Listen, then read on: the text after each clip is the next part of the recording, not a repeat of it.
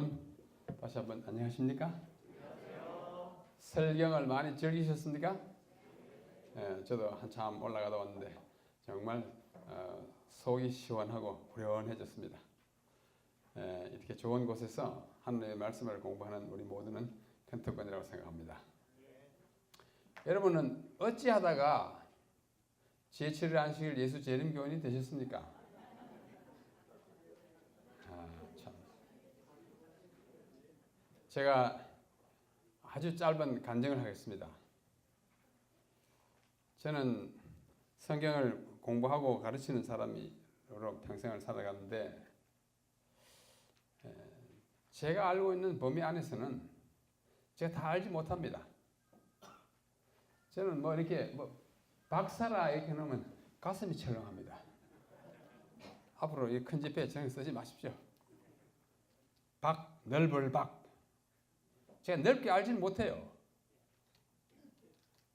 공부하느라고 애를 쓰고 세월을 많이 보냈지만은 이 하나님의 오묘하고 무궁한 성경 말씀을 다 알기에는 그저 바닷가에서 한 바가지 물 퍼낸 것밖에 되지 않는다고 저는 늘 생각하고 있습니다.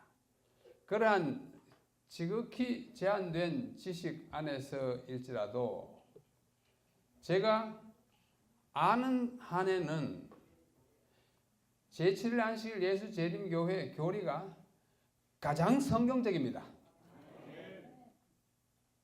가장 성경적이라는 말은 가장 우리가 믿을 수 있을 만큼 확실하다는 뜻입니다. 그러나 재림교회가 성경의 지식을 뭐라고 하나요? 전매하거나 독점한 것은 아니에요. 다른 교단의 교인들이나 학자들도 많이 압니다. 어떤 영역에는 우리보다 더 많이 안다는 걸 우리가 인정해야 합니다. 우리는 성경이 재림교회의 전유물이 아니고 신학이 우리만이 깊다고 자부해서는 되지 않지만 알고 있는 범위 내에서 교회가 공식적으로 표방하는 28개 교리, 조금 있으면 29개 교리 됩니다. 하나 더 첨가했다고 그래요. 30교리 합시다. 30개의 교리에 관한 한 지극히 성경적입니다. 그래서 우리가 모르는 부분이 많이 있고 우리의 지식이 제한되어 있기는 하지만은 아는 범위 내에서는 모든 것이 가장 확실합니다. 하나님 어떤 분이다. 우리 교회 교리가 제일 확실합니다. 예수님 어떤 분이다. 제가 조금 비교 많이 해봤지만은 우리 교회만큼 균형된 교리, 확실한 교리, 철저히 성경에 근거한 교리를 가진 교단이 없다고 저는 단정할 수 있습니다. 다른 교단이 다 틀리다는 얘기 아니에요. 우리가 비교 우위에 있고 상대적으로 더 확실합니다.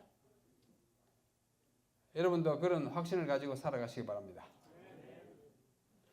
알기는 아는데 좀 약간 삐딱하다는 말이 좀 좋지 않은 말이지만 약간 기울어지게 아는 사람들이 많아요.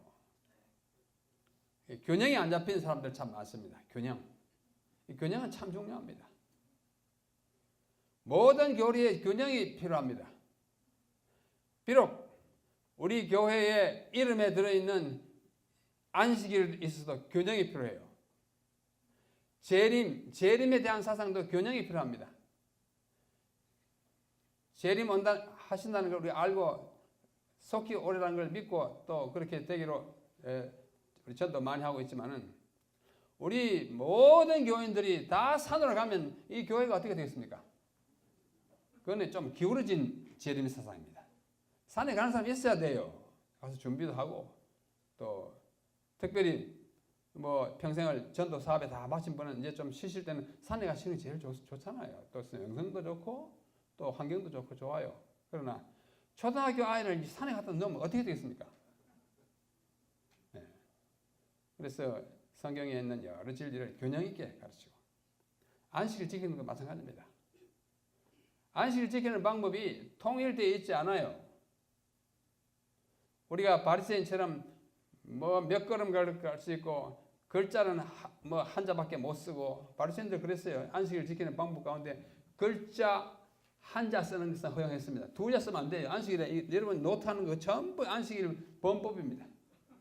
바리새인들에 의하면 그들은 안식일에 침도 못 뱉어요. 왜? 꽃밭에 물 주는 거 안 되니까 침 뱉는 것도 물 주는 것 같으니까 침도 못 뱉었어요.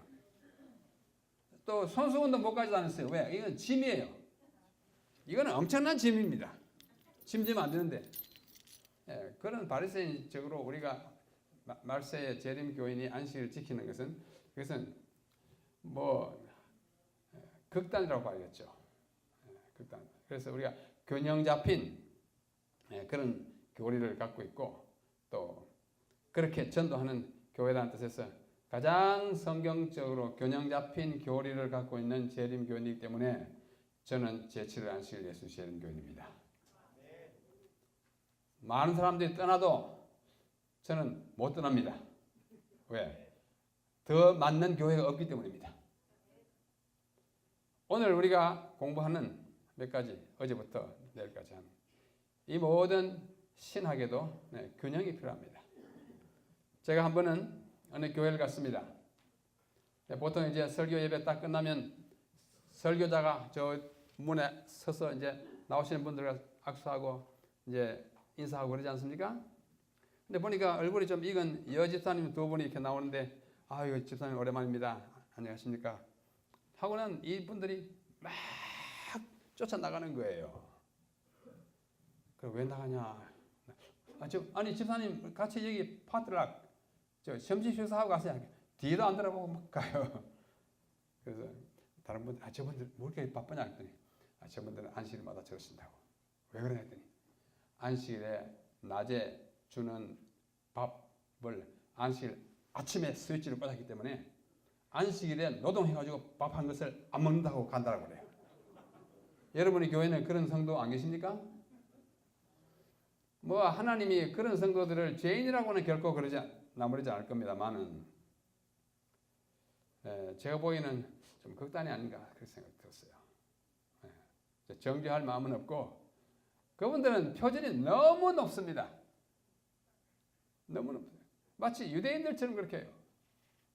제 친구가 예루살렘에 사는데요. 한 번에 갔더니 이런 얘기예요. 거기 바로 옆집에 유대인이 살아요. 안식일인데 하루는 유대인이 와서 부르더래요. 여보게 한국에서 온 형제야. 나갔더니 오늘 안식일이잖아. 그래 안식일이지. 안식일에 우리는 불 켜고 끄는 거 못하는 거 알지? 네가 들어가서 우리 방에 깜깜한데 불 좀 스위치 올려달라고 그래요. 그렇게 해줄게요 안 해줄게요? 우리 너그러운 한국인 교인이 가서 해줬어요. 예수님이 그렇게 안식일 지켰겠습니까? 21세기에 오신다면. 그렇게 너무 우리 주님을 또는 하나님을 오늘 우리가 배우는 성령님을 너무 숨막히게 그렇게 하지 마십시다. 네. 참 힘들어요. 또 한 번은 저기 영남 앞에 어느 시골 교회에서 급히 저보고 오라 그래요. 갔습니다. 주말 집회를 하러.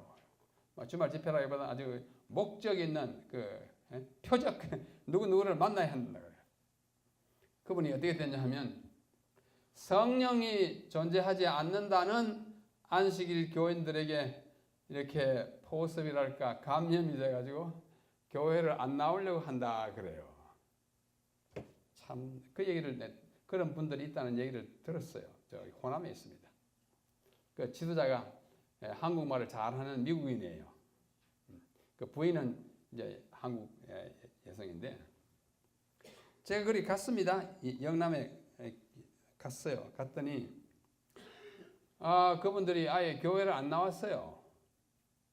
내가 가서 이제 사실 주 목적이 그분들을 만나서 좀 담판을 하려고 가는데 안 나와요. 금요일도 안 나오고 안식일도 안 나오고 할 수 없이 안식일 오후에 별도로 그분들을 청해가지고 만났는데 제가 평생 처음 보는 한 여자분이 거기에 딱 오더라고요. 아주 단아하게 생기고 아주 인텔리처럼 생겼어요.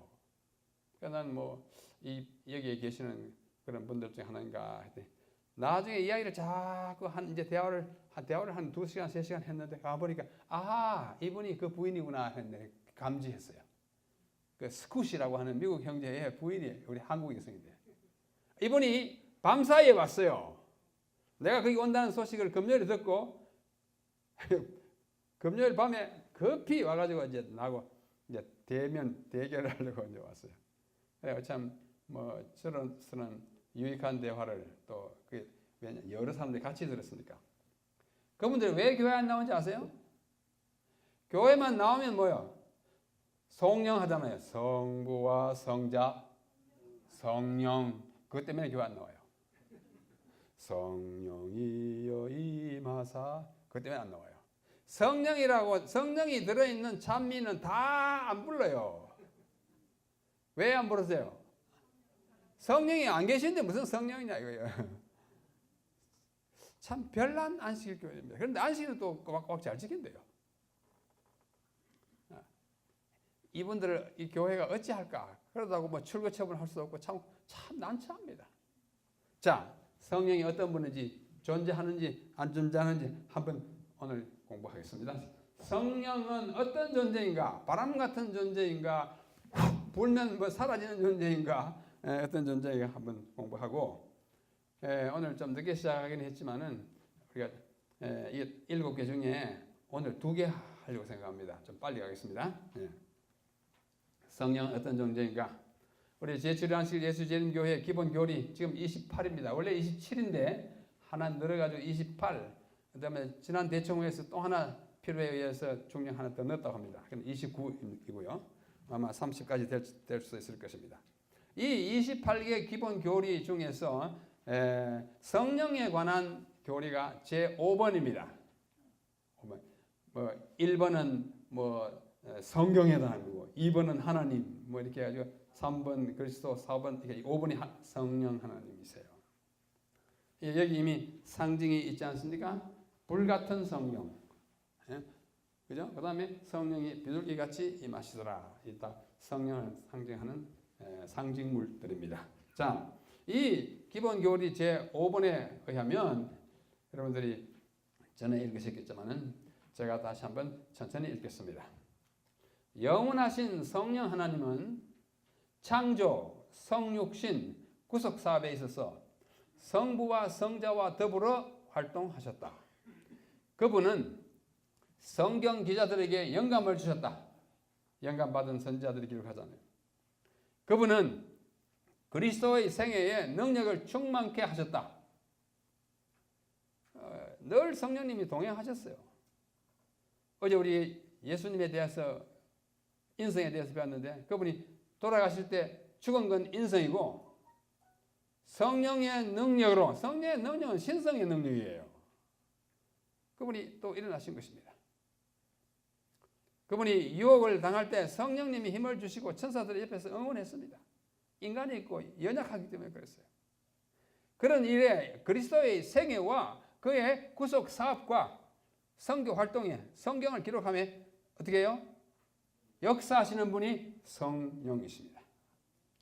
그분은 인간들을 이끄시고 죄를 깨닫게 하시며 그에 반응하는 사람들을 새롭게 하시고 하나님의 형상으로 변화시키신다. 정말 잘 요약했습니다. 성경에 있는 많은 성령에 관한 사실을 이렇게 요약했어요. 하나님의 자녀들과 항상 함께 하시도록 성부와 성자에 의해 파송되신 그분은 영적 은사들을 교회에 부여하시며 성령의 은사, 성령의 선물, 갈라디아서에 있잖아요. 다 성령의 열매. 또 교회에 능력을 베풀어 주셔서 교회가 전도의 능력, 회심의 능력, 사람들을 이끌어다니는 능력, 성령의 역사의 결과인 것입니다. 그리스도를 증거하도록 하시고 성경과 조화를 이루어 교회를 모든 진리 가운데로 인도하신다. 기본 신조 제5번입니다.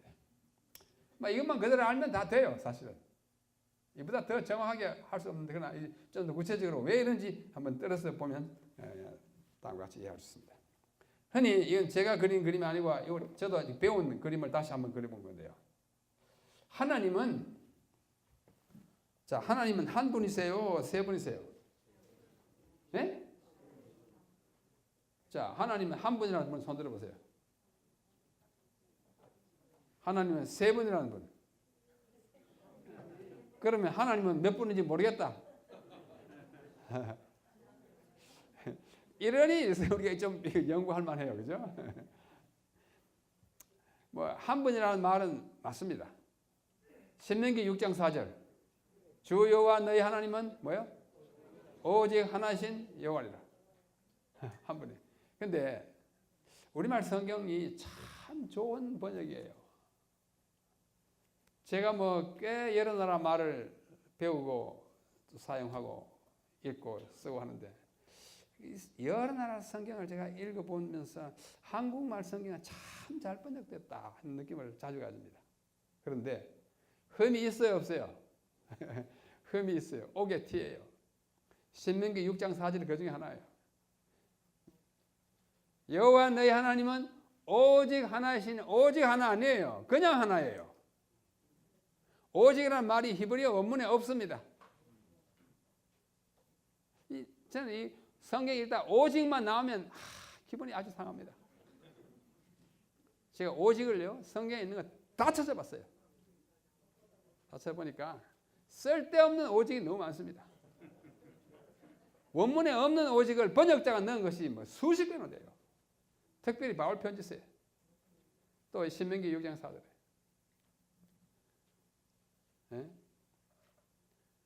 우리가 구원을 얻는 것은 율법의 행위로 말미암지 아니하고 오직 믿음으로인데 그 오직 없어요. 원문에 오직 없습니다.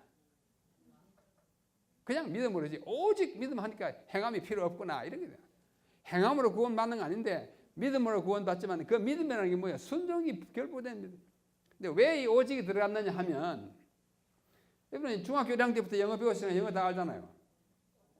그는 교사가 아니라 목사이다. 우리 박총무 그걸 영어로 해보세요. He is 교사가 아니라 not a teacher. 그 다음에 but a pastor. 이 번역 어떻게 해요? 그는 교사가 아니라 목사이다. 그렇게 하면 맞아요. 그런데 어떻게 우리 번역이 어떻게 했냐면 그는 교사가 아니라 오직 목사이다. 이게 말 됩니까 이게? 원문을 좀 이상하게 만들어놨어요. 그는 교사가 아니라 he is not a teacher but a pastor. 그는 교사가 아니라 그냥 목사이다 이렇게 하는데 교사가 아니라 이걸 목사를 강조해서 오직 목사이다 이런 식으로 오직을 수십 개 넣어놨다고요. 아까 오직 믿음 우리의 구원은 our salvation does not come 어디요? 행위 works but by faith인데 이게 다 but 하는 게 오직을 갖다 바꿔놨어요. 그래서 우리말 성경에 그런 약점이 좀 있어요. 그래서 여호와 너희 하나님은 오직 하나이신 여호와시니 그 아니에요. 그냥 하나이시에요. 그럼 오직 하나하고 뭐가 다르냐? 달라요.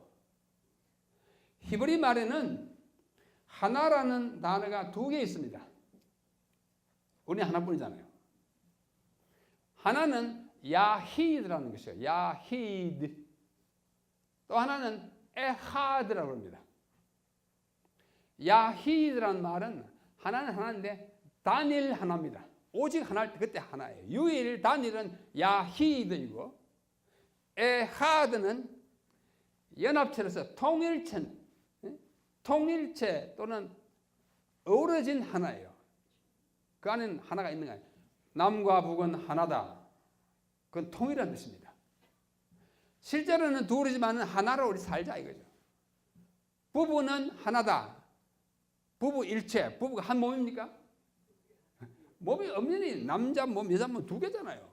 큰 몸, 작은 몸 두 개잖아요. 그런데 하나라고 하는 뭐예요? 같이 연합하여 산다는 뜻에서 하나예요. 삼위일체도 마찬가지입니다.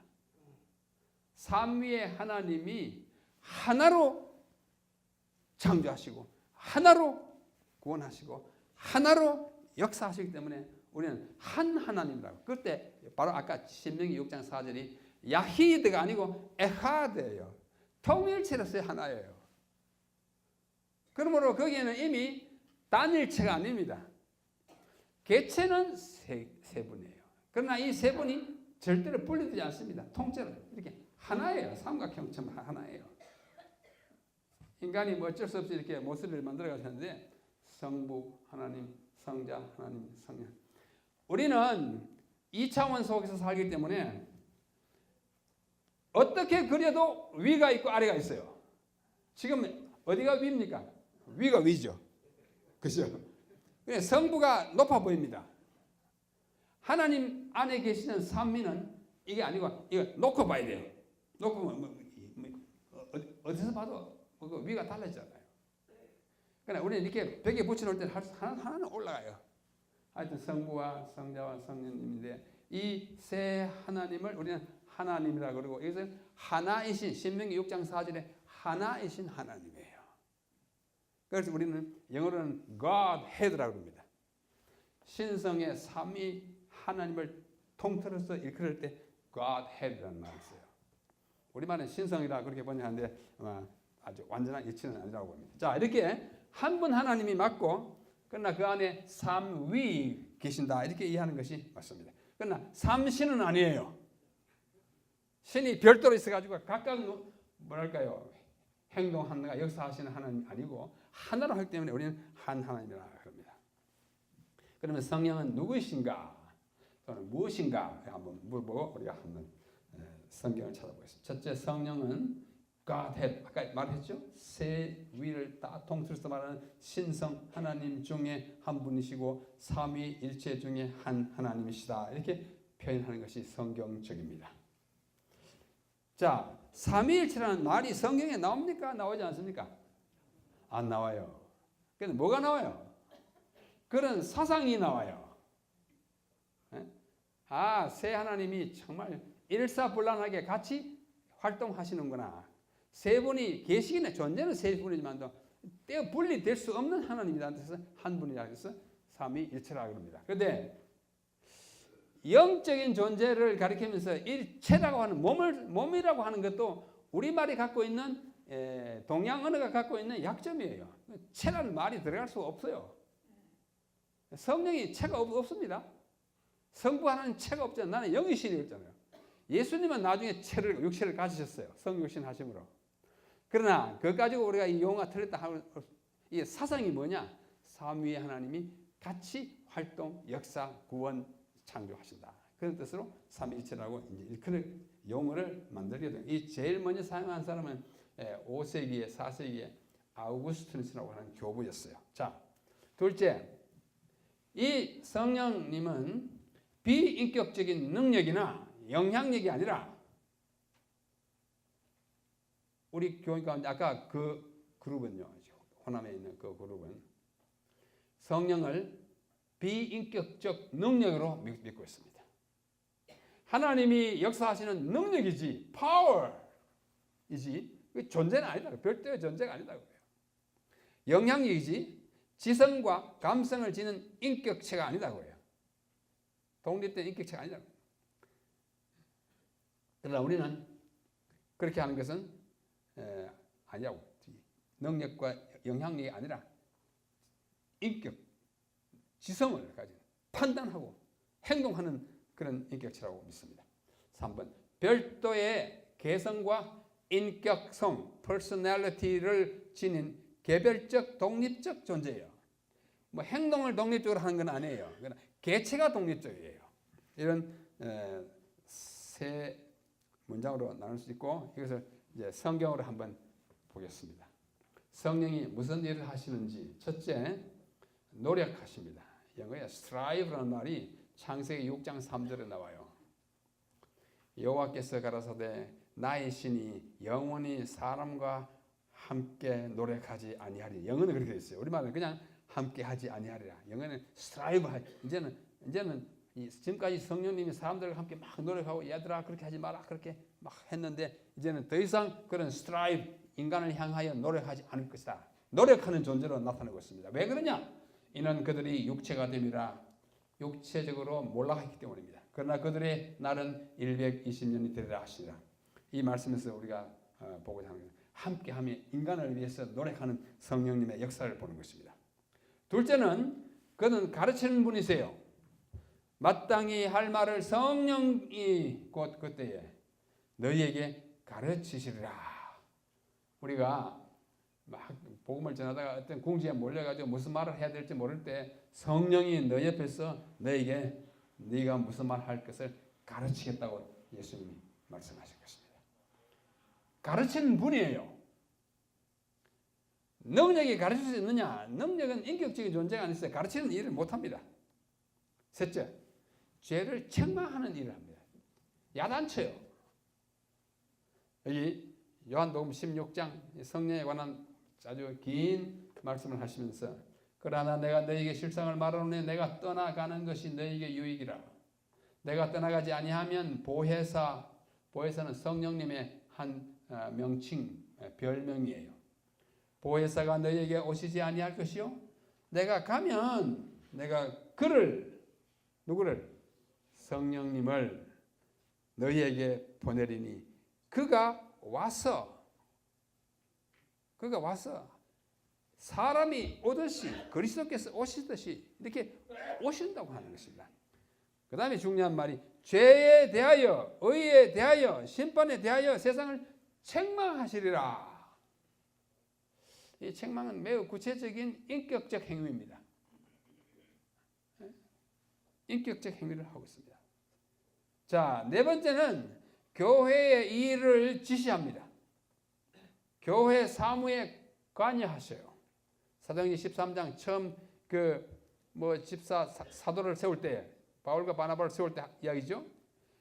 주를 섬겨 금식할 때 성령이 가라사대, 성령이 지금 말씀하는 거예요. 능력이 가라사대, 그 말이 안 맞잖아요. 그죠? 내가 불러 시키는 일을 위하여 바나바와 사울을 따로 세우라 하고 말씀하신 분이 누구예요? 성령이세요.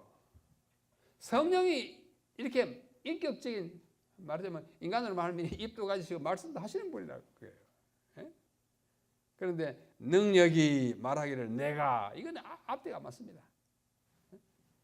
가르치시는 분이고 지시하시는 분입니다.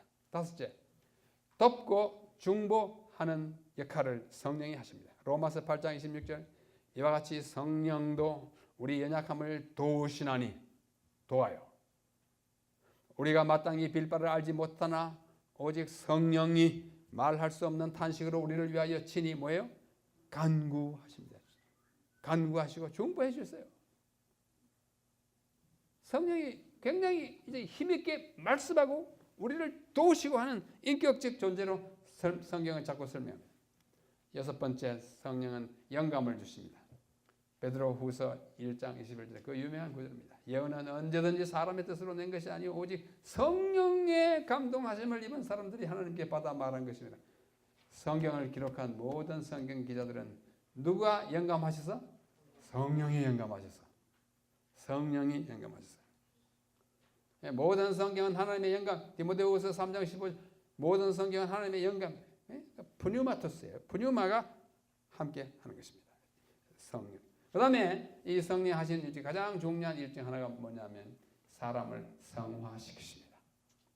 곧 하나님 아버지의 미래하심을 따라 성령의 거룩하게 하심으로 순종함과 예수 그리스도의 핏부림을 얻기 위하여 택하심을 입은 자들에게 편지한다. 누가 거룩하게 해요? 성령으로 거룩. 성경에는 거룩하게 되는 일을 맡은 분이 성령으로 나타났습니다. 또 성령이 역사한다고 무조건 다 성화되는 거 아니에요. 우리 편에 노력이 필요해요. 무슨 노력이에요? 성화되고자 하는 노력이 필요해요. 그 노력이 뭐냐면 기도와 말씀이에요. 그래서 기도로 거룩하게 되나니라는 말도 있고 말씀으로 거룩하게 되나는 말도 있는데 성령의 역사로서는 성령이 거룩하게 한다 이렇게 말합니다. 하나님은 많은 것들을 하실 수 있으신데 하나님이 하실 수 없는 것 있어요. 뭐 못하시겠어요? 우리 보장님 하나님 하실 수 없는 거 뭐예요? 에? 맞아요. 하나님 못하시는 게 뭐냐면 강제 못하십니다. 하나님 강제 못하세요. 왜 못해요? 네? 하나님 왜 강제 못해요? 하나님 능력이 얼마인데 야 하라면 했지 하면 우리 다 하잖아요. 근데 그거 못해요. 왜 못해요? 그의 본질과 본성에 어긋나기 때문에 못해요. 아담이 선악과를 따먹으려고 이렇게 했을 때 하나님 뒤에 오셔가지고 아담 덩어리를 두 번만 뚫어뜨렸으면 떨어뜨리고 안 먹었을 거예요. 그렇죠? 하나님 덩어리 한번 뚫어보세요. 질급을 하고 떨어뜨리고 안 먹었으면 타락 안 해요. 하나님 그렇게 할 수 있었을까요? 없었을까요? 네? 우리식으로 하면 할 수 있지만은 하나님으로서는 못해요. 하나님 그게 자신의 본성에 어긋나요. 못하신 겁니까? 안 하신 겁니까? 둘 다예요. 네, 안 하셨다는 말씀. 왜 못하겠어요? 와서 하면 뭐 야단하면 치면 그게 되죠. 그러나 하나님이 그렇게 하는 것이 하늘 나라를 지배하는 사랑의 법칙에 위배되기 때문에 오케이 내가 많은 고생을 감수하고 따먹게 할 수 있었어요. 자 오늘도 우리가 구원받고 싶은데 하나님 우리 낭 데렸다가 하늘 가버리지 이 고통스럽게 이렇게 하냐 그런 생각 안 들어요? 들어요. 내려면 기분 나빠가지고 어디 가서 저기 여기 너무 가까운데 뭐예요? 춘천 어디 호수에 가서 붕덩 빠져 죽고 싶은 생각이 날 때 하나님 어떻게 해요? 못 빠지게 해요? 안 해요? 네? 여러분 자살 시도 한번 해봤어요? 그런 하지 마세요. 자살하려고 하면 하나님 할 수 없이 자살하게 둡니다. 뒤따라다니면서 붕덩 빠진데 더 그래 야 지금 뭐 하는 짓이야 이렇게 못한다니까요. 본성이 어긋나요. 그러나 뭘 해요? 강요는 못하지만은 강권까지는 해요. 야 대충 어떻게 처자식 좀 생각해. 하나님은 강요 안 하시기 때문에 구원의 기나 긴 역사가 계속되는 거예요. 그런데 우리로 하여금 그렇게 강요는 못하시지만은 하나님 가운데 한 분을 통해서 자꾸 권하셔요. 권하셔요. 그게 성령님의 역할이에요. 우리를 권하십니다. 또 변화하도록 권하십니다. 자, 성화시키시고. 그래서 아주 중요한 것 7가지를 지금 들었는데요. 첫째 뭐 하세요? 노력하고. 둘째는 가르치고. 셋째는 죄를 책망하고. 넷째는 교회 일을 지시하시고. 그 다음에 돕고 중보. 그 다음에 성경 기자들에게 영감을 주고 우리를 거룩하게. 거의 많아요. 아주 중요한 것만 시간 관계로 이렇게 말씀을 드렸습니다. 자, 삼위의 하나님이 함께 일하시는 장면을 잠깐 보겠습니다. 삼위라는 말도 없어요. 그냥 세위니까 삼위라고 붙입니다. 여러분 성경에 있어야 모두 진리 아니에요. 성경에 없는 말도 성경적인 사상을 집약해가지고 표현하는 그 진리가 되는 거예요. 조사심판 자꾸 성경에도 없는 걸 왜 그러냐? 그 단어는 없지만 삼일체처럼 뭐가 있어요? 그걸 조사하는 사상이 있어요. 틀림없이 있어요. 여러분 조사심판 나오거든 그만 이렇게 쫄아들고 그러지 마세요. 당당하십시오. 다니엘 7장 9절 10절 딱 펴가지고 보라고 하면은 직설을 못합니다. 우리가 성경에 없는 단어라 할지라도 성경의 사상을 잘 표현하면 그것은 좋은 용어가 되는 것입니다. 이 삼위라는 단어는 없지만 세 하나님이 활동한 예를 많이 보는 것입니다. 자, 창세기 1장 1절로 3절. 태초에 하나님이 천지를 창조하시니라. 물론 이 하나님은 엘로힘이라고 하는 복수 명사예요. 그러나 우리가 오늘 성령을 공부하는 이 대목에서 이 하나님은 일단 아버지 하나님이라고 이제 일단 그렇게 봅시다. 땅이 혼돈하고 공함이 흑암이 깊음 위에 있고 하나님의 성령이잖아요. 수면 위에 운행하시더라. 하나님이 가라사대 말씀하시되 이 말씀하신 분이 누구예요? 예수님이에요. 그러니까 예수님이 아버지하고 의논 없이 독단적으로는 아니에요. 창조의 주역은 예수님입니다. 요한복음 1장에 잘 나타냈잖아요. 만물이 그로 말미암지 않고는 된 것이 뭐야? 하나도 없느니라. 그분이 예수님이에요. 이 가라사대 하는 이 가라사대의 주인공이 예수님이에요. 그러므로 성부, 성령, 성자가 같이 활동하는 것을 우리는 추출할 수 있습니다.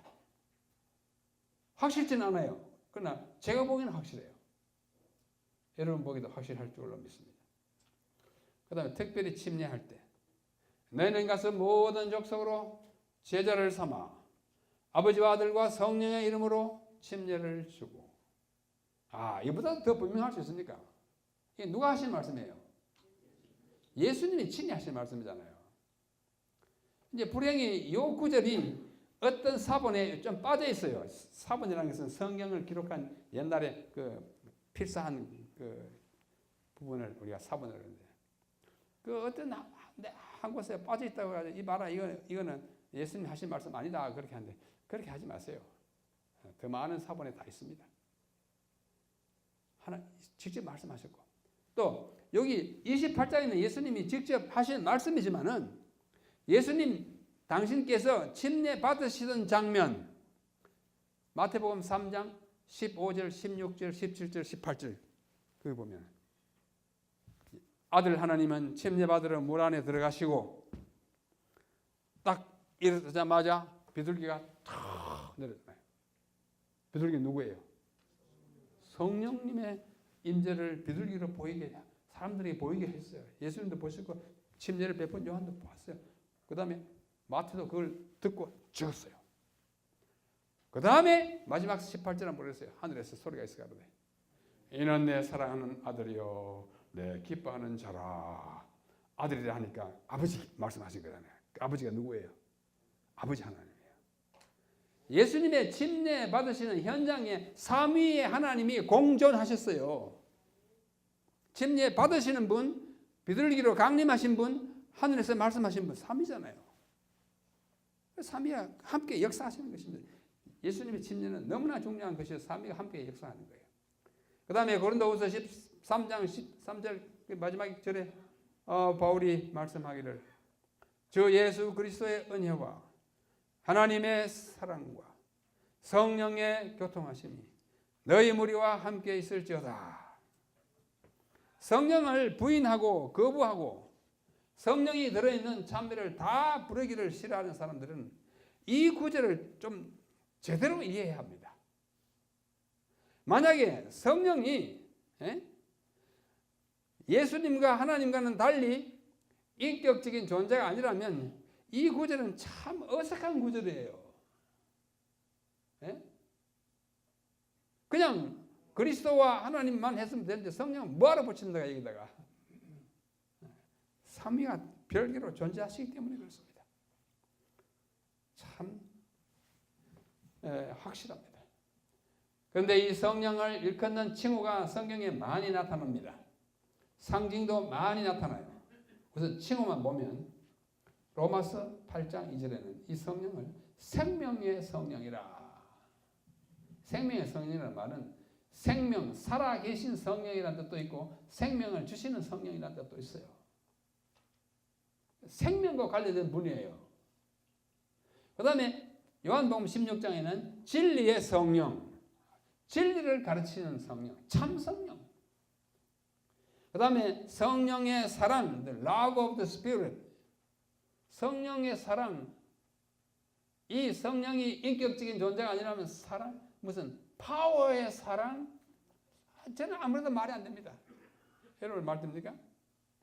그 다음에 하나님의 신, 아까 본 창세기 1장 2절에 그 다음에 욥기에도 있고요. The Spirit of God, 하나님의 영. 하나님에게서 나오시는 영.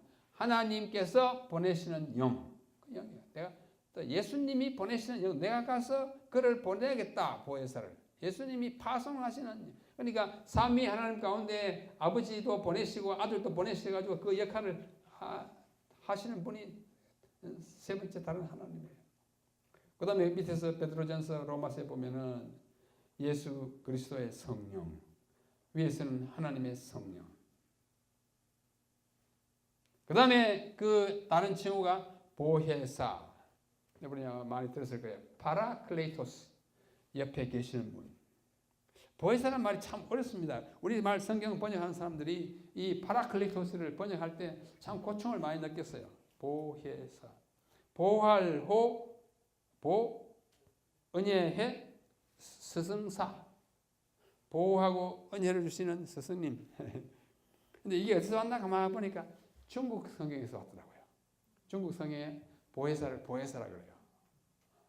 우리말 번역하는 분들이 파라클레이토스라는 말은 옆에서 도와주고 위로하는 자라는 어원을 가지고 있어요. 그 말을 한마디로 말하기 힘들어서 중국 어떻게 번역했나 하면 이게 보혜사 따와서 했어요. 좋은 번역이에요. 그러나 좀 어렵죠. 그 외에 이런 칭호 외에 뭐 다른 것도 많이 있어요. 그분을 상징하는 상징물들이 많이 있습니다. 예를 들면 뭐 인이 성령이에요. 그죠? 바람 성령이에요. 그죠? 바람이 임의를 불 때 그 가는 방향을 알 수 없었지 성령의 역사도 이와 같으니라. 요한복음 3장에 니고데모부터 하는 말씀이고요. 뭐 여러 가지 있어요. 그다음에 불, 그런 성령님의 역사를 나타내주는 상징이 많이 있어요. 그 다음에 이 성령께서 가지신 세상을 향한 사명이 있어요. 미션이 있어요. 미션. 뭐 많지만은 여기 그 중에 큰 거 하나가 요한복음 16장 8절입니다. 그가 왔어요. 보혜사가 왔어. 죄에 대하여, 의에 대하여, 심판에 대하여 세상을 책망하시리라. 그냥 보면 참 어렵습니다. 저도 오랫동안 저 말씀을 잘 이해하지 못했어요. 신학생 때 이해하지 못했어요. 그냥 그런가 보다. 가만히 생각하니까 죄에 대하여 세상을 책망한다는 말은 우리로 하여금 죄를 깨닫게 하는 것을 가르치는 것으로 파악됩니다. 우리가 나쁜 짓을 할 때 죄책감을 느끼게 하는 것은 주로 성령님께서 하셔요. 그러나 그 성령님은 혼자 와서 하시는 것이 아니라 하나님과 예수님이 합의해서 파견한 분으로 오셔서 역사하신 거예요. 죄에 대하라면 우리를 죄를 깨닫게 하고, 의에 대하라면 그리스도의 의를 받아들이게 하는 역사를, 의에 대하여 야 의를 받아들여라. 그리스도의 의뿐이야. 가르쳐주는 분이 성령이에요. 그 다음에 심판, 우리에게 심판에 대하여 너 심판 받을 거 너 단단히 생각해라. 깨우쳐주는 일을 성령이 하십니다. 이렇게 이해하니까 이 말이 참 은혜스러워요. 제가 다시 한번 읽어볼게요. 그가 보혜사가 왔어. 죄에 대하여 무슨 뜻이에요? 죄를 깨닫게 하고, 의에 대하여 뭐야? 그리스도의 의를 받아들이게 하고, 심판에 대하여 너 심판 받을 테니까 조심해서 하라고 우리에게 권고하시는 그 역할을 하시는 분이 성령이세요. 인격적인 존재예요. 네 번째, 그분은 거듭나게 중생하게 하고 우리에게 새 생명을 주십니다. 요한복음 3장 5절. 사람이 물과 성령으로 나지 아니하면 하나님 나라에 들어갈 수 없느니라. 그렇죠? 조금 지나가면 거듭나지 아니하면, 거듭나게 하는 분은 성령이에요. 이게 물론 침례를 나타냅니다. 침례받고 성령님의 역사를 입어야 우리가 거듭나요. 거듭난다는 말의 원래 뜻이 위로부터, 많이 들었죠? 헬라어로 아노센 그래요. 아노는 위고, 센로부터, 위로부터. 우리가 땅으로부터 거듭날 수는 없어요. 위로부터 하나님의 능력으로 거듭날 때 우리는 참된 중생을 경험하는 것입니다. 그것이 그 참된 거듭남이에요.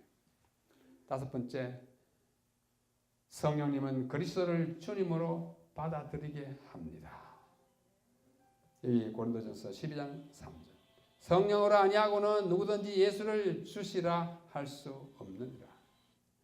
여러분, 나는 내가 예수에 대하여 공부하고 침례 공부해가지고 우리 교인 됐어. 물론 그 역할이 있긴 하지만은, 그러나 근원적으로는 성령님이 우리에게 예수 그리스도를 주를 받아들이도록 역사한 배경이 있다는 걸 인정하셔야 합니다. 성령님이 하시는 일이 우리로 하여금 주를 받들어서 구원받게 하는 것입니다. 그 다음에 성령님은 특별히 신자들을 위한 사명이 있어요. 신자를 돕습니다. 그분을 보혜사라 하죠. 아까 얘기했죠. 파라클리토스라고 합니다. 파라클리토스, 요한복음 14장. 이걸 우리말로는 보혜사라 그랬고요. 중국 성경을 따서 영어로는 comfort라는 말이 위로한다. comforter, 위로자. 옆에 도와주는 분이니까 위로자 이렇게 번역하고, 또 그거는 흠정이 킹 제임스 버전이고, 또 새로운 킹 제임스 버전은 helper, 뭐예요? 조력자, 도와주는 사람. 또 다른 번역에는 RSV 개혁성에는 counselor는 뭐예요? 상담자. 이게 한마디로 번역하기 힘들어가지고 번역마다 달라요. 하여튼 그렇게 하시는 분입니다. 뭐 이렇게 하는 사람도 있습니다. 그 다음에 성령님은 우리 신자들을 위해서 도와주기도 하고, 또 그리스도에 관한 진리를 우리 갖다 주기도 해요. 여기 진리의 성령, 진리를 가르쳐주는 성령이에요. 여기 말씀하지 않습니까? 내가 너희에게 말한 모든 것을 생각나게 하시리라. 내가 너희들과 함께 있는 동안에 많이 가르쳤잖아. 내가 다 잊어버렸을 텐데 성령님이 그것을 다시 너희 기억에다 회생시켜 줄 것이다. 내가 가르친 진리를 다시 기억나게 할 것이다. 성령님의 역사여 모든 진리 가운데로 너희를 인도하시리라. 성령의 역사는 대단히 중요합니다. 성령님이 지금 안 계시면 우리가 어찌 될지 몰라요. 우리가 정말 비참한 데 빠지게 될 것입니다. 또 우리는 성령을 통하여 그리스도께서 우리와 함께 임재하도록 하시는 것을 느낍니다. 자, 요한복음 16장 내가 가면 그를 너희에게 보내리라. 또 16절에는 다른 보혜사를 너희에게 주어 영원토록 너희와 있게 하리라. 이 다른 보혜사라 했으니까 다른 사람 보내겠다 하면 먼저 한 사람 있어야 되죠. 다른 보혜사 말고 처음 있는 보혜사는 누구예요? 예수님 자신이에요. 예수님은 보혜사로서 우리와 함께 계시다가 내가 가서 다른 보혜사, 내가 지금까지 내 옆에서 돕고 가르쳐주고 다 했잖아. 내가 가서 다른 보혜사 보내겠다.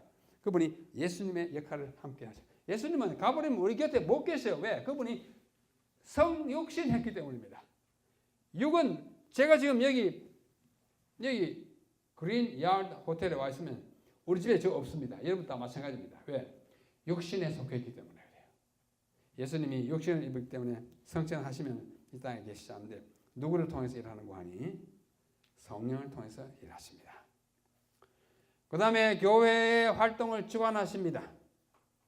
교회의 활동을 아까 읽었던 사도행전 13장 1절로 4절 사도를 세우는 일과, 그 다음 사도행전 16장에 보면 그들의 활동을 그의 지배 아래 있게 한다고 말씀하시고, 또 예루살렘 총회 때 많은 것들을 결정한 다음에 마지막 결의문을 낭독할 때 뭐라고 합니까? 성령과 우리는 이 요긴한 것들 외에 이방인들에게 더 부과하지 않기로 결정하노라. 땅땅땅. 누가 결정했어요? 성령과 우리는. 야고보가 그렇게 선언했어요. 굉장히 의미 있는 구절이에요. 우리끼리 해가지고 했다 아니에요. 그 회의를 성령이 임재하시고 주관해. 성령과 우리는.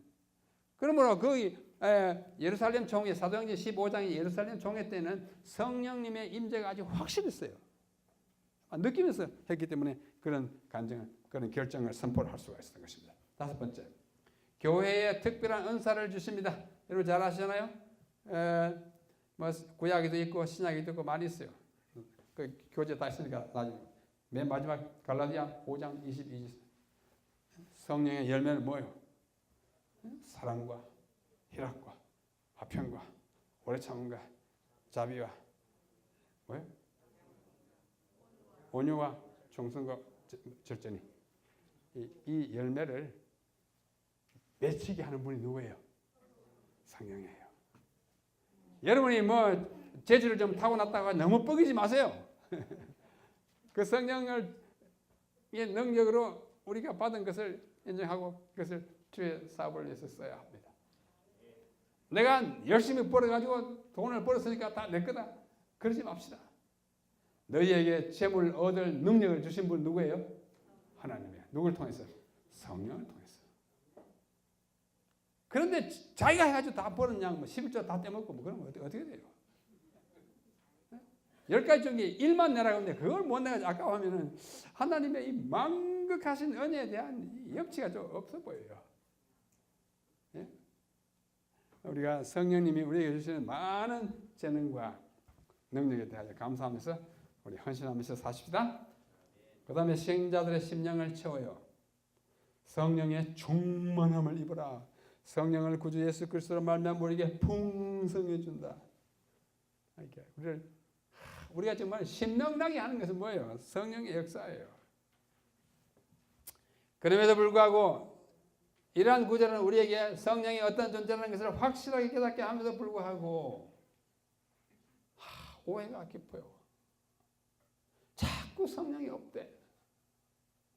성령은 독립적, 독자적 개체가 아니라 하나님과 그리스도에게서 나오는 또는 발출하는, 어려운 용어로 발출하는 뭐예요? 능력이나 감화력이나 에너지에 불과하다.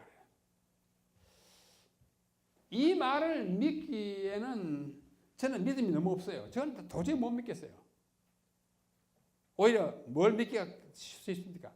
그분이 인격적인 존재라는 사실을 믿기가 훨씬 쉽도록 성경은 우리에게 말해주고 있어요. 둘째, 성령은 혼자 나타나 독자적인 행동을 하신 적이 없다. 그렇습니까? 아니에요. 성령과 우리는 아까 얘기했잖아요. 성령이 오셔가지고 임재하시면서 많은 걸 가르쳐 주신 거예요. 사도행 13장 성령께서 그들과 지도해가지고 바울과 사울을 따로 세웠어요. 이거 괜한 오해예요. 그렇지 않습니다.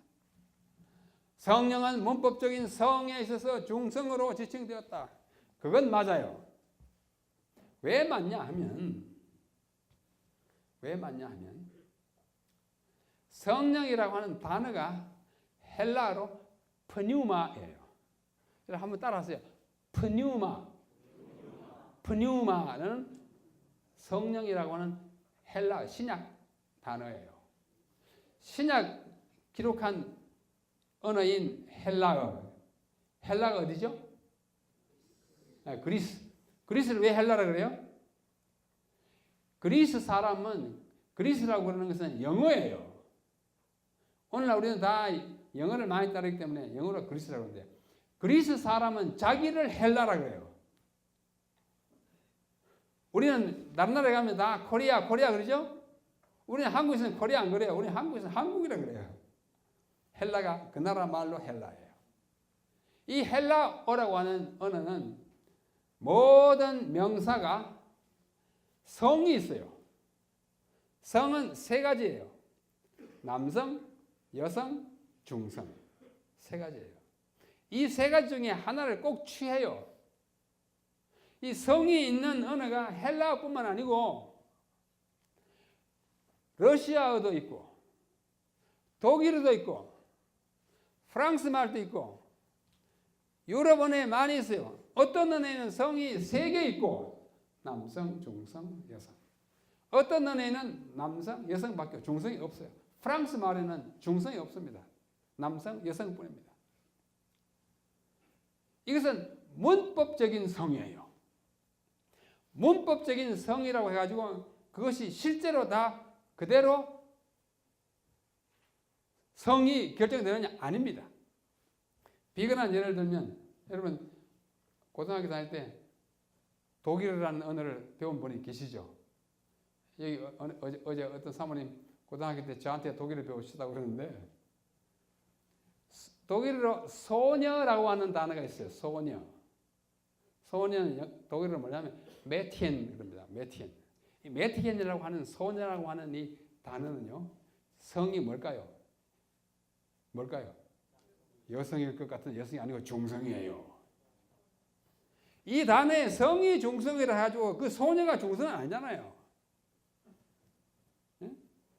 그 다음에 또 하는 단어가 와이프라고 하는 단어가 있어요. 와이프는 여편네, 여자, 조금 낮춰 말하는 여자예요. 이 와이프에서 영어에 와이프가 와요. 비슷해요.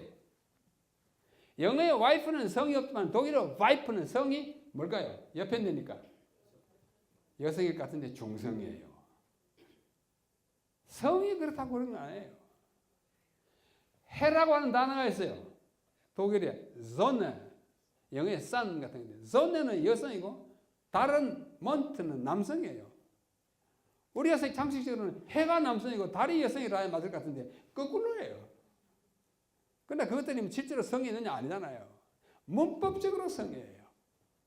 그런데 이거 푸뉴마라고 하는 이 성령을 나타내는 이 푸뉴마라는 말이 불행히도 남성, 여성, 중성 중에 중성이에요. 다 푸뉴마는 토 푸뉴마라고 해요. 토 푸뉴마. 토가 중성을 말합니다. 이거 봐라, 이 중성인데 뭘 말하냐? 중성이면 뭐 인격체이 없고 그냥 그거잖아, 그거. 예? 그거. 예?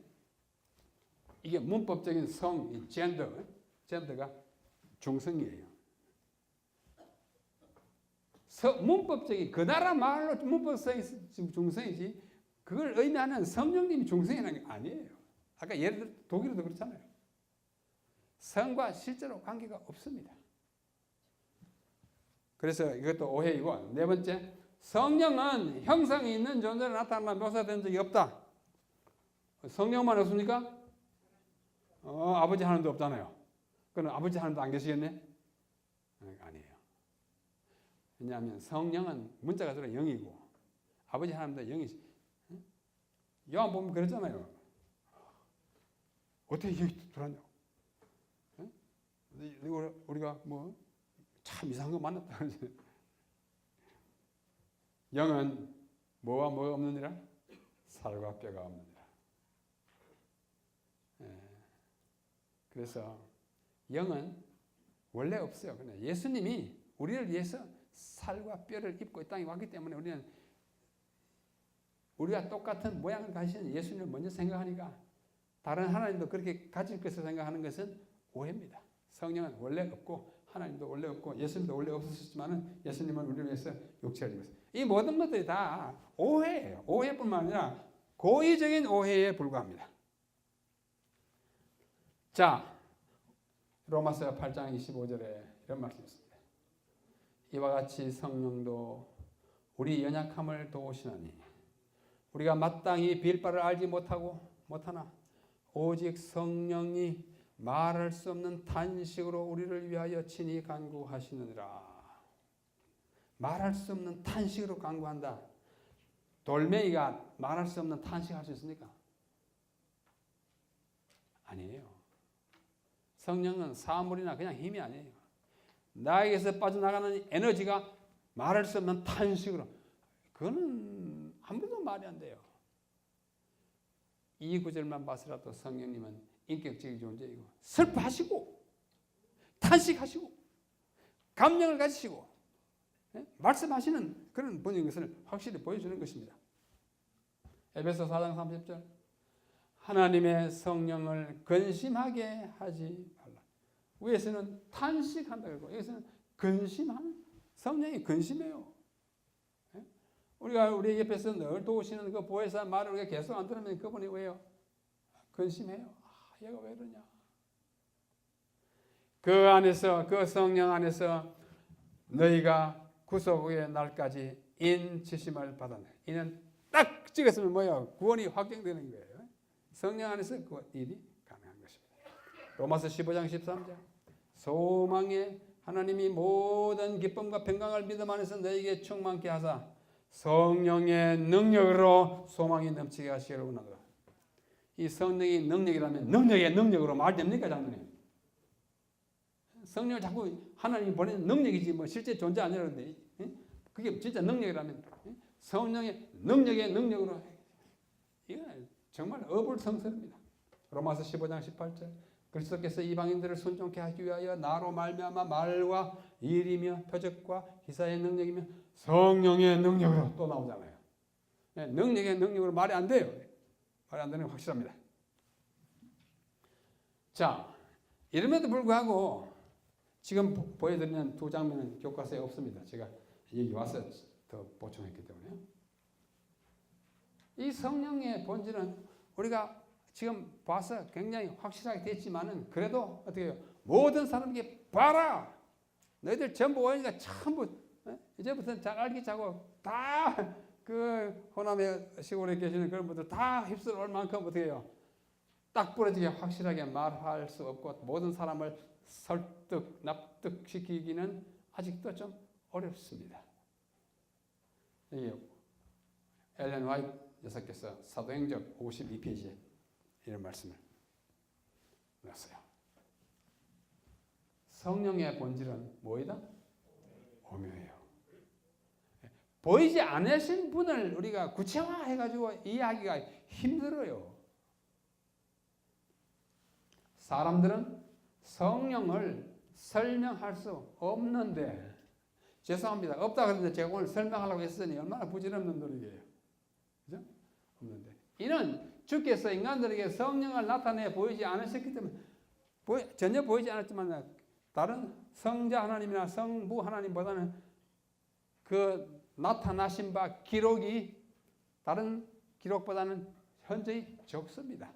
그래서 오해가 생기기도 해요. 충분히 계시되지 않았어요. 사람들은 공상적인 견해를 가지고 성경절을 모아 거기에 인간적인 해석을 가할지 모르지만 그러한 견해를 받아들인다고 하여 교회가 튼튼해지지는 않는다. 이미 나타나 있는 계시된 분량만 가지고 우리가 만족하는 것이 좋다는 얘기예요. 자꾸 이제 설명에 이상한 설명을 덧붙여가지고 없다는 것으로 자꾸 몰아가면 교회가 튼튼해지지 않아요. 바로 그분들 때문에 이혼 내지는 별거하는 가정이 여러 가정이 있습니다. 아시죠? 제가 이름만 대면 여러분 다 아시는 분도 있어요. 참 마음 아파요. 네? 그중에 한쪽이 그쪽으로 가고 한쪽은 아직도 우리 교회에 있고 가정이 갈라졌어요. 성령님이 실제적으로 안 계신다는 사상이 뭐가 그렇게 중요하길래 그 배우자를 두고 떠나갑니까? 그게 죽고 사는 문제예요? 그 죽고 사는 문제 아니에요. 성령을 믿으면 다 멸망받습니까? 구원을 받는데 가장 강력한 조건이 성령의 부인입니까? 아니잖아요. 성경에 덜 명확하게 계시된 진리에 대해서는 그 이해를 상호 존중해야 합니다. 여러분들께서 이번 기회에 안식학교 교과 저희들이 해설하는 거 좀 들으신 분들 계시잖아요. 어떤 분들은 공격을 너무 심하게 하십니다. 14만 4천이 그게 실제 수지 어디 상징수냐고 막 그러고. 네. 그래서 우리 가운데 우리 네 사람이 하잖아요. 그중에 한 분은 막 공격을 너무 받아가지고 지금 코가 쏙 빠져 있어요. 공격 받으면 저한테 다 보냅니다. 그 배경도 설명하고. 제가 거기서 이렇게 말씀드렸어요. 14만 4천이 상징적인 숫자라고 볼 수 있는 증거가 아무래도 실제적인 숫자라고 보기보다는 아무래도 증거가 더 우세하다. 그렇잖아요. 진짜 우세합니다. 14만 4천이 실제적인 숫자라면 어떻게 해요? 실제적인 12지파에 나와야 될 거 아니에요. 실제적으로 한 지파에 딱딱 12,000명씩 나와야 될 거 아니에요. 그 어느 지파에 속하지 않는 대한민국 우리 재림교회들은 한 명도 거기 못 들어가요. 그 해석 좋아하십니까? 그러나 실제적인 숫자라고 주장하시는 분들 존중합니다. 그렇게 믿으시는군요. 그러니까 저희 보기에는 이렇습니다. 거기서 끝나야 됩니다. 성령께서 우리는 앞만 봐도 실존하지 않는 것 같은데요. 그래요? 그렇게 보십니까? 그렇다면 우리를 떠나가버리면 어떻게 해요? 가정을 떠나버리면 어떻게 돼요? 확실하게 계시되지 않냐고. 예언의 도 그에 대하여 침묵이나 또 양편 쪽을 다 두둔한 듯한 말을 하실 때는 상호 존중하고 우리가 같이 협력하고 이 교회를 같이 지켜나가야 한다고 생각합니다. 그렇게 하시길 바랍니다. 그러한 견해를 받아들인다고 해가지고 튼튼해지는 게 아니에요. 인간이 이해하기에는 너무나 깊은 이러한 오묘에 관하여는 무엇이 겁니다? 침묵이 겁니다. 14만 4천에 대해서 와이프님 이쪽 저쪽 확실하게 두둔한 말을 하지 않았어요. 한 가지 확실하게 한 거 있어요. 14만 4천에 대하여 아웅당이라는 건 제 말이고 일쿵저쿵 하기보다는 14만 4천에 들어가도록 너에게 부여된 힘을 온갖 힘을 다 들여서 노력하라. 그게 최고예요. 우리가 계시되지 아니한 진리에 대하여 너무 일방적으로 서로 또 쌍방이 공격하는 것은 좋지 않습니다. 사도행전 52페이지입니다. 자, 그래서 이 성령께서 포함되신 삼위 통틀어서 우리는 삼위일체라 그러잖아요. 삼위일체인데 이 삼위일체는 와이프니 삼위일체라는 말을요 굉장히 적게 썼어요. 그것도 그럴 것이 이제는 삼위일체가 기독교 전반에 많이 보편화된 용어이지만은 지금부터 150년 전 와이프니 맹렬히 활동하실 19세기 후반에는 삼위일체라는 말을 그저 아는 사람만 썼지 그렇게 많이 쓰지 않았어요. 개념을 썼지만 용어를 안 썼어요. 그럼 제가 우리말로 번역된 예언의 신인 다 들어있는 그 우리 그 프로그램이 있어요. 제가 그게 한번 돌려봤어요. 삼위일체 딱 찾았더니 딱 한 번 복음전도 616페이지 원고 145번 딱 한 번밖에 안 나오더라고요. 우리말로 번역된 것만 보면. 그만큼 이 단어를 그 당시 아직도 보편화되지 않았고 와이프님도 자주 쓰지 않았어요. 그래서 그러나 한번 썼어요. 그런데 이 삼위일체는 뭐라고 그러냐면 영원 지존하신 삼위일체. 이분이 그분이 쓴 말이에요. 영원 지존하신 삼위일체. 곧 그러면서 뭐예요? 하나님과 그리스도와 성령께서는 이렇게 말씀했는데도 삼위일체를 부진하고 성령을 빼라 그러고 성령이 드리는 찬미를 다 치는데 한다니. 이분을 선지자는 믿는 거예요? 안 믿는 거예요?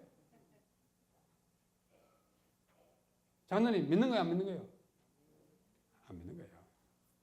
이 그리스도와 하나님과 성령께서 삼위일체는 제자들을 인간을 초월한 힘으로 무장시켜 저들과 함께 사업을 이루기 위하여 전진하시며 세상 사람들로 죄를 깨닫게 하실 것이다. 누가요? 삼위일체 지존하신 영원하신 하나님께서. 거기에 누가 포함됐어요? 성령이 포함되는데 이 업무를 주로 하시는 분이 성령님이세요. 성령님이세요. 삼위일체라는 단어는 여기 있지만 성령이 이 일을 한다는 말은 바다히 사용되었습니다. 그래서 오늘 성령님에 대하여 조금의 이해를 가지셨기를 바라고 그분들이 혹시 여러분의 교회나 여러분 개인에게 찾아와가지고 성령 안 계신다고 자꾸 속삭이거든 이 자료를 좀 보여드리고 자료 들어도 그분들이 받아들이지 않습니다. 딱 고정되어 있어요. 제가 그분들 몇 사람 만나봤어요. 전혀 손도 안 들어갑니다. 그러나 바라옵기는 우리 지도자님들께서는 장로님들 지도자님들께서는 그게 동조 부하 뇌동 하시지 말기를 바랍니다. 여러분 오늘 제가 드린 이 성경만 해도 성령님의 존재에 대해서 충분하지 않습니까? 충분해요. 저는 확실히 믿습니다. 확실히 믿어요. 그분이 가르치고 막 호소하시고 막 하잖아요. 탄원하시잖아요. 근신하시잖아요. 능력은 능력인데 능력이 아니에요. 이런 일에 여러분들이 다 확고히 서는 베드로 선생님 말씀하지 않습니까? 너희 속에 있는 소망에 관한 이유를 묻는 자들에게는 어떻게요? 온유와 부드러움을 하되 어떻게요? 항상 그 대답을 할 수 있도록 뭐 하라? 예비되어 있으라. 그래서 예비되어 있지 않은 사람이 와가지고 막 그분들 요즘 많이 흥황하는 사람들 뭐예요? 예? 예? 예, 신천지. 그 사람들 진짜 명랑한 사람들이에요. 네? 명랑한 사람들. 한 번은 제가 화요일 저녁에 교회를 가고 있었어요.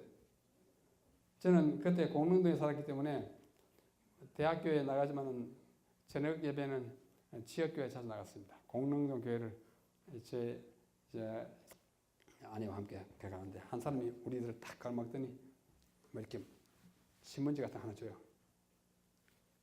이게 무엇입니까? 이거 좀 설명을 하려고 하는데 좀 들어보시라고. 딱 보니까 누구 거예요? 안상홍 씨 파이거든요. 그래서 내가 딱 그랬어요. 아이고 이 안상홍 씨 파시구나. 그랬더니 그만 이분이 아이고 들켰다 싶어가지고 오물오물 하더라고요. 그러면서 주던 그 종이를 도로 빼앗으려고 그래요. 아니 이거 전화가 왜 빼앗으냐고. 근데 들어가져가겠다고 내가 안주로 일부러 내가 가져왔어요. 예배 마치고 집에 와서 읽어보니까 진짜 황당해요. 안상홍 씨 죽었어요? 아직 살아있어요? 네, 죽었어요. 그분이 죽고 난 다음에 그분이 살아 계실 때는 누가 하나님이면 안상홍 하나님이에요. 아시죠? 그분이 죽고 난 다음에 하나님 자리를 누가 계승한지 아세요? 그의 아내, 어머니 하나님. 어머니 하나님에서 쫙 써놓고 이 어머니 하나님을 지지한다면서 외국 사람들 이름을 써놓고 외국 사람 사진을 쫙 붙여놓고 해놨어요. 이걸 믿고 어떻게 자기 운명을 거기다 맡깁니까? 어머니 하나님. 어떻게 그 여자분이 어머니 하나님이세요. 그런데 참 뭐 마력은 참 힘이 센가 봐.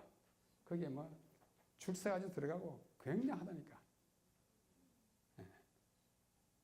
안상홍파도 그렇고 아까 말한 그것도 그렇고 신천지도 그렇고 신천지 그 알고 보면요 여러분들이 참 그들도 보지도 않을 그런 이론 가지고 그 사람들이 끌어가요.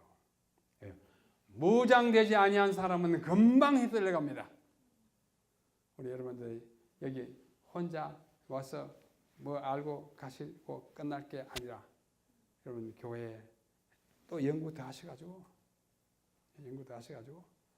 막 교회 가르치십시오. 제가 파워포인트 제가 다 드리라고 했습니다. 여러분 원하시면 이거 파워포인트 다 들었습니다. 거기만 뿐만 아니라 다 드리라고 했으니까 조금 끊고 뭐 해가지고 뭐 제 이름 다 빼고 여러분들 것으로 가서 막 제시해요. 제시하라고요. 저는 어디 가나 이 재료 다 줍니다. 왜? 저는 이제 몇 날 안 남았어요. 제가 이번에도 정말 내 평생에 평신도 신학은 마지막이다 생각하고 왔습니다. 뭐 한 번 더 기회 있으면 감사하지만 마지막일 거예요. 제가 갖고 있을 필요가 없어요. 다 드립니다. 목사들이 달라 그러면 다 줬어요. 그 뭐 아깝습니까? 내가 못하는 그 사람도 해야 될 거 아니에요. 그래서 우리가 자신과 우리 가족과 여러분의 배우자가 거기 신천지나 또 무성령파에 가버리고 가족이 갈라져가지고 혼자 뜨벅뜨벅 교회 나오면 그 신세가 얼마나 처량하세요. 그런 일이 안 생기길 바랍니다. 그래서 우리 사모님 또는 사부님들과 이 진리를 다시 하면서 우리 정말 올바른 진리, 균형 잡힌 진리, 확실한 진리, 성경적으로 근거가 뚜렷한 진리를 갖고 있는 신앙을 참 자부심 가지고 살아가는 우리 제림 성도가 다 되어야 하겠습니다. 그런 거 하려고 우리 신학 온 거 아니에요? 맞죠? 그래서 이 마지막 시대에 내부적으로 약화시키는 많은 세력들이 있어요. 뭐 우리도 잘못이 있겠죠. 우리는 율법을 지킴으로 구원을 얻지 않는다고 그렇게도 목소리를 높였는데도 불구하고 신학교에서 그렇게도 목소리를 높여서 이구동성으로 가르치면서도 불구하고 그 중에 한두 사람은 그렇게 안 배웠다 그거예요. 안식일 지켜야 구원 얻는 것으로 가르친다 그거예요. 누가 그렇게 가르칩니까?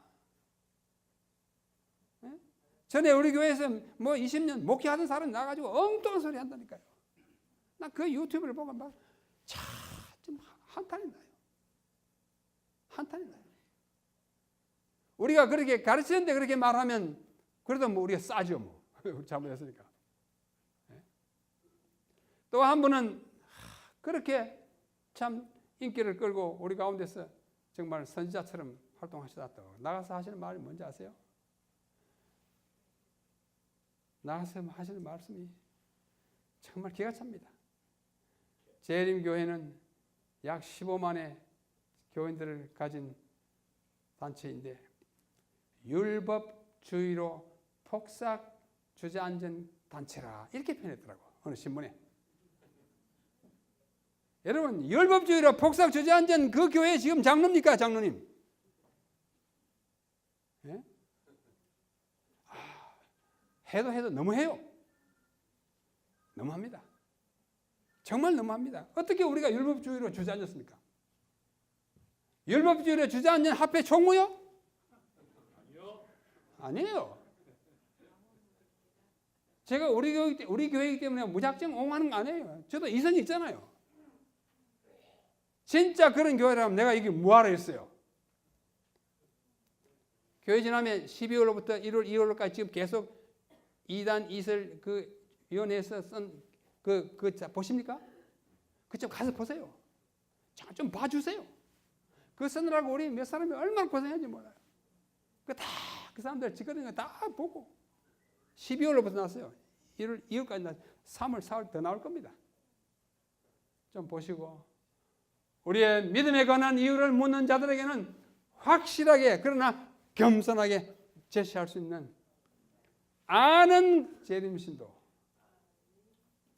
교리가 확실히 확립된 재림신도가 되어서 이 마지막 시대를 이 교회를 굳건히 붙드는 정말 철통같이 붙드는 그리하여 그 사명을 주님 오실 때까지 다 해나가는 그런 교회의 장로님들 되어주시고 집사님들 되어주시기를 간절히 바랍니다. 정말 생각하면 너무 답답합니다. 오해받고 오해가 아니라 이건 뭔가 무고예요. 무고 아시죠? 우리가 하지도 않는 일을 막 손가락질하는 그건 무슨 굿팁인가 그게 딱 나가서 한다는 짓거리가 기가 차요.